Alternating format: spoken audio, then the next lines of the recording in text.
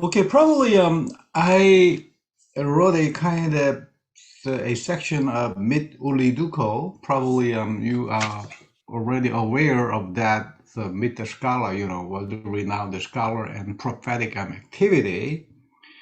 And you took initiative in radicalizing Reformation, which is very excellent project today and challenging.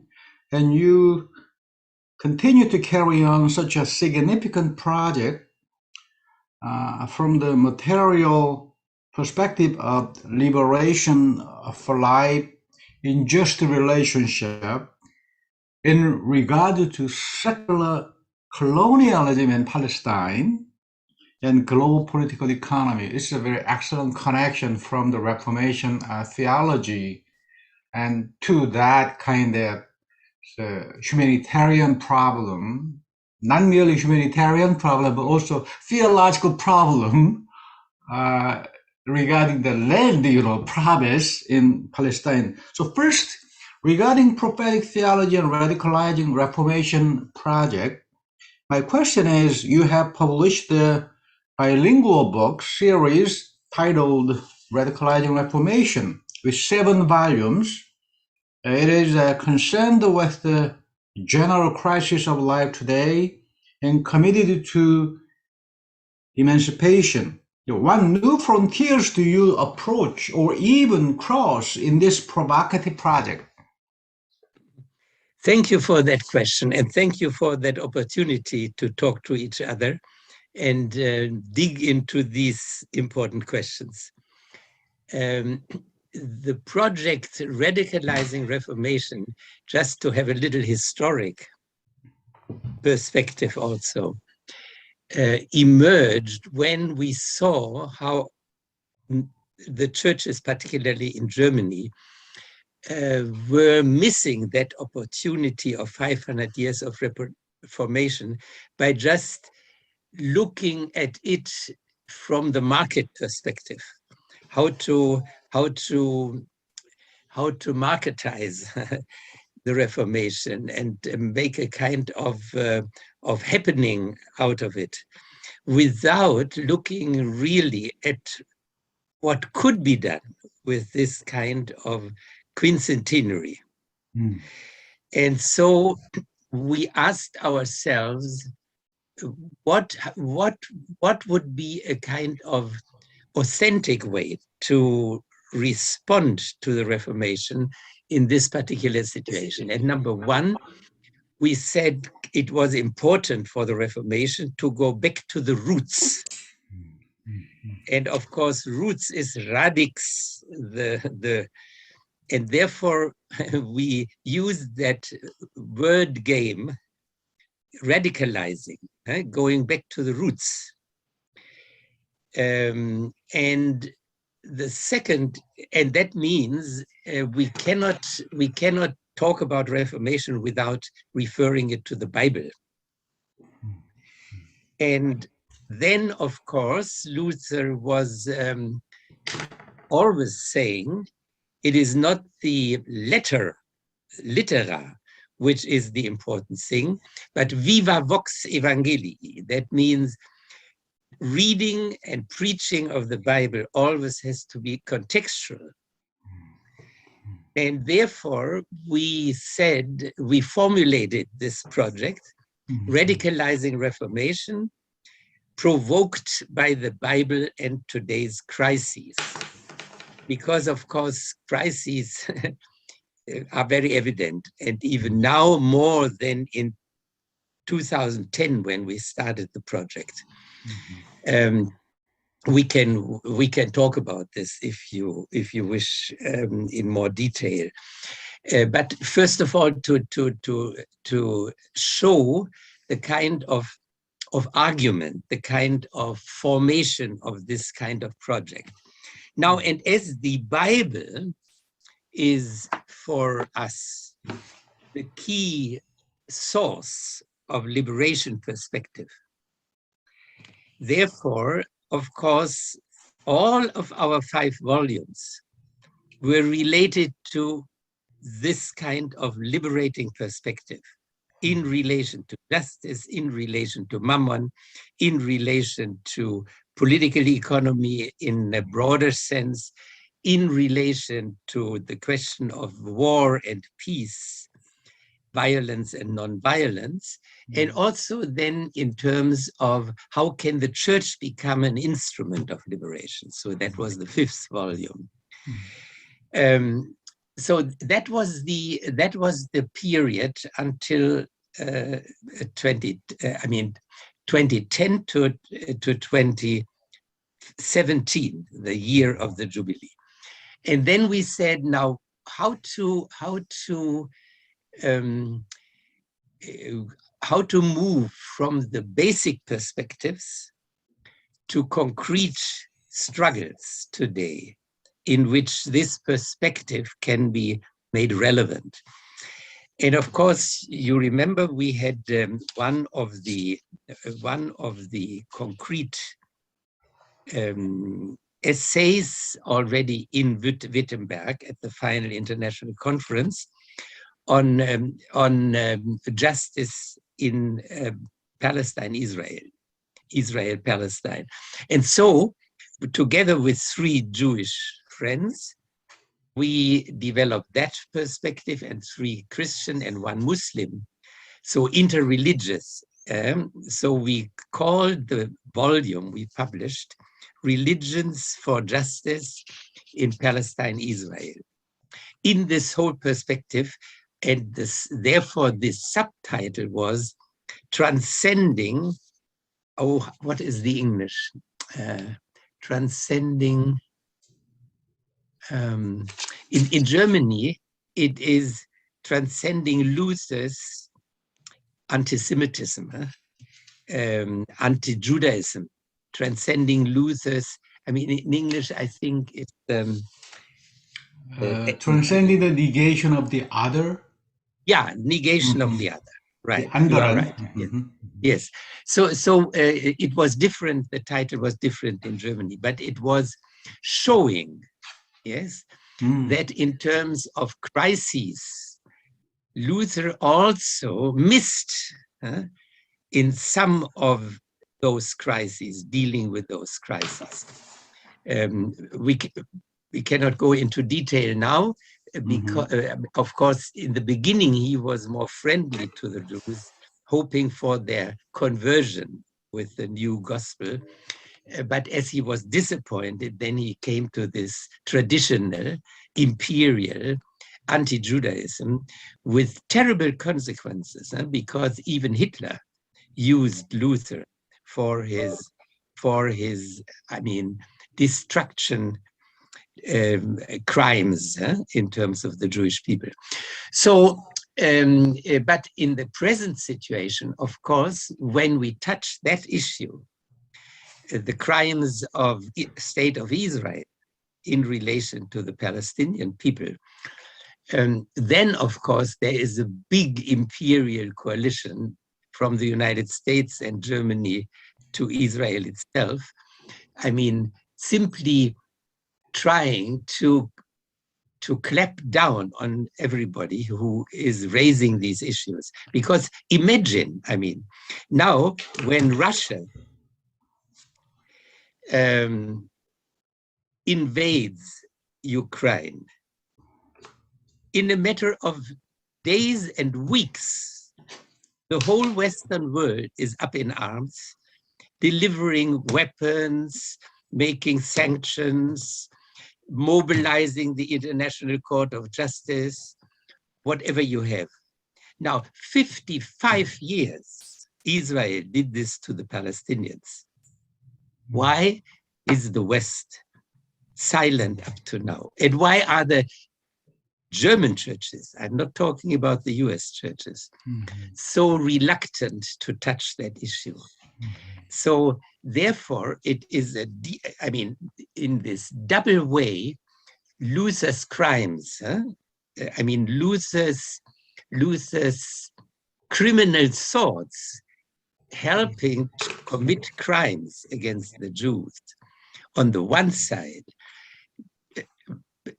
asks us to fight anti-Semitism, But on the other hand, this argument being used to somehow hinder critique of the crimes of the state of Israel, then is the anti-Semitism is being misused to say critique of Israel is anti-Semitism. No? So therefore, we have a very, very complex question, and the Protestant theology and the Protestant churches are deeply involved in many ways. Just to congratulate the US churches, or many of the US churches, you know that the UCC, United Church of Christ, have produced even a Barman Declaration kind of statement to somehow resist this kind of system of injustice, and also, I mean, call it a new status confessionis, a new confession in terms of the integrity of the church and the gospel, etc. And also the Presbyterians, just in the beginning of, July 8, they made a big decision also on Israel as apartheid state. So therefore, this is one example which not only in 2017, but also now is of utmost importance to follow up and also to deepen and also to put into the ecumenical struggle, which will be getting a new drive even now, in a few weeks from now in Karlsruhe, when the World Council of Churches has its assembly.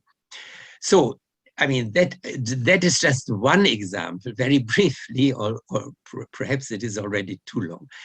But then the first working group, let me just mention that, is on political economy again. And they have just had their first group meeting. I mean, it's organized in a way that we have 4 areas in which people gather together. You were part, I think, of group 1, were you? The group meeting. Yeah, you were part of the group meeting a few days ago. Yeah. Okay. So I don't need to tell you, Martin Hoffmann. Oh, no, go ahead. So it's a very challenging and informative, problem to audience, in fact, today. Yeah. I mean, I had a short discussion after that with Martin Hoffmann, the coordinator of that subgroup. And I heard that you want to particularly focus on alternatives in the future work on political economy. And I think this, and also perhaps in one way also include the Kairos project of Zacchaeus campaign, together with World Council, Lutheran World Federation, Reformed Alliance, and also the Council for World Mission, CWM. So that is one very important concrete issue at stake in terms of tax justice. A very, very, very important question.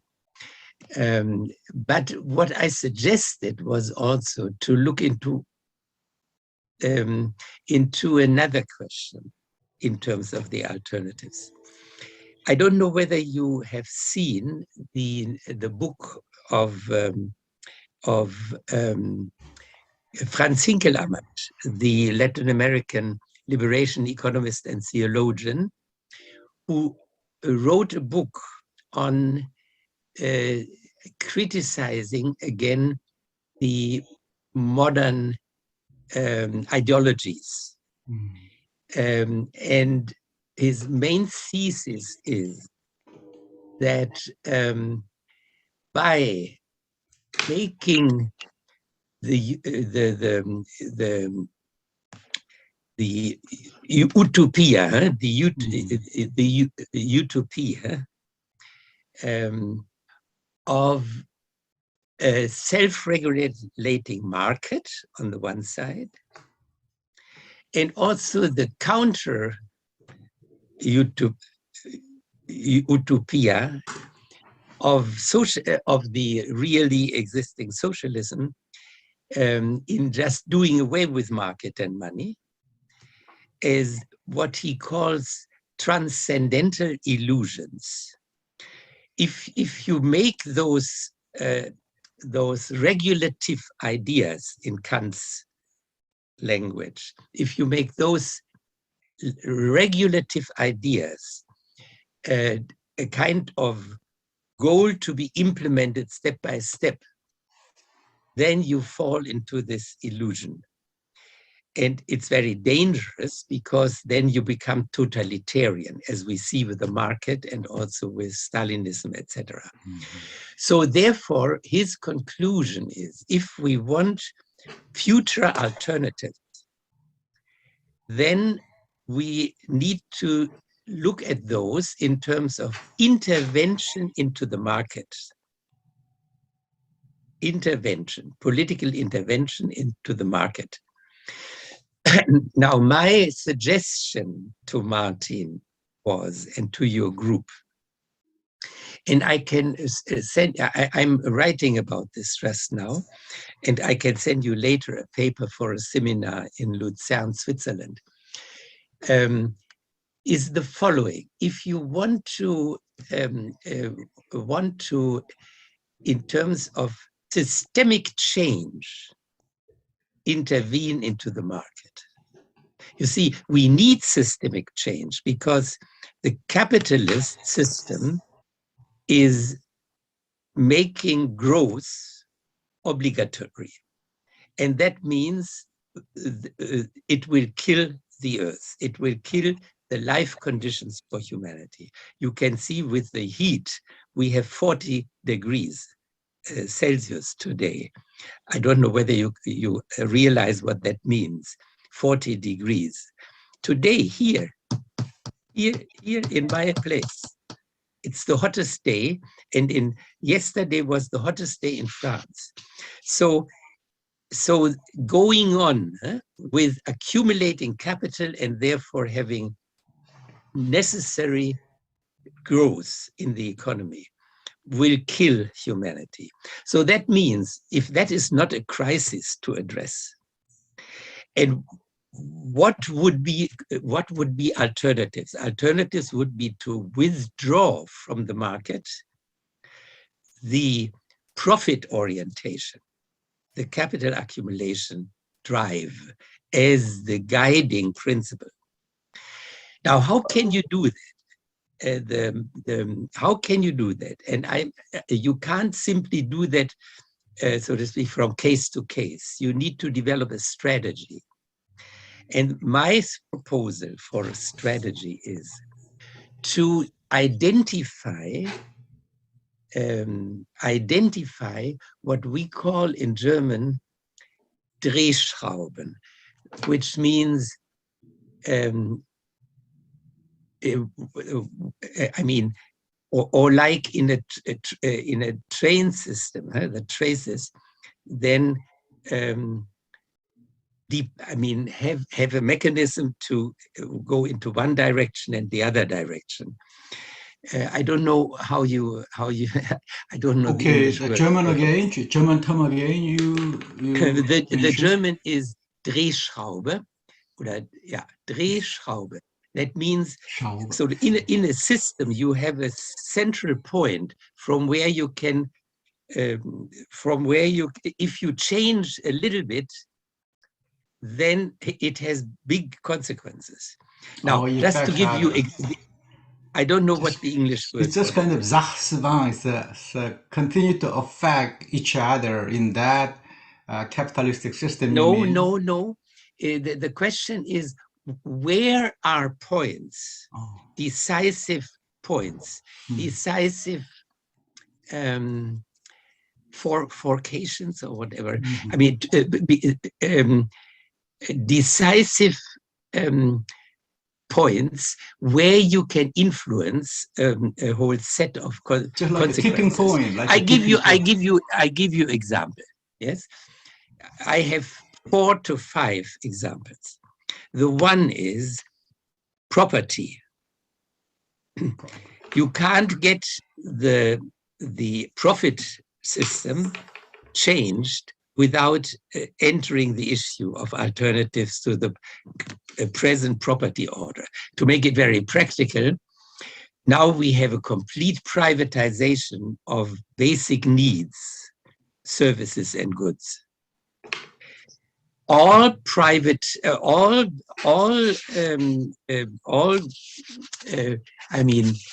basic goods and services should be public. Take the profit dynamics out of it. Make it public. That means water, energy, transport, education, health, etc., etc. So this is one example where you can enter and where you can mobilize people to put pressure on the governing people and the system. The other is the money order, the global financial order. I mean, now you have the money not created as public good, but by the banks with interest. That means already in using money, you have growth dynamics because you have interest on the money for the banks with creating the money. So therefore, public money as public good is the second thing. And this is could very much be argued in terms of Luther's arguments. You know, he asks the governments to intervene in the markets. I have written about that. It's very, very clear. Huh? So this is very much in relation to Reformation theology, that the government, the political government, takes the lead vis-a-vis the markets. Then you have the labor as the third area. I mean, if you link the growth of salary to growth of economy, if you have a system linking wage labor to the economy, instead of organizing labor in a solidarity, with solidarity forms in many ways, so you will also lose in the future. And then fourth, the relation to nature. I mean, getting away from conquering and growth again. Yeah. You start having, in Marx terminology, Stoffwechsel with nature. So the human economy is in a kind of mutuality with nature. And finally, it could be also looked at the question of communication, media, and digitalization in terms of having the media driving the growth in many ways, and how to change the mechanism in digitalization and communication. So these are just 5 examples of what I think should be addressed in the future project in that particular working group. But this is just very briefly. Okay. So these are two examples for the continuation of the project, Radicalizing Reformation, provoked by the Bible and today's crises. In terms, the last point, in terms of the Bible, it is the economy of the enough, called by the Bible economy of the enough. Okay.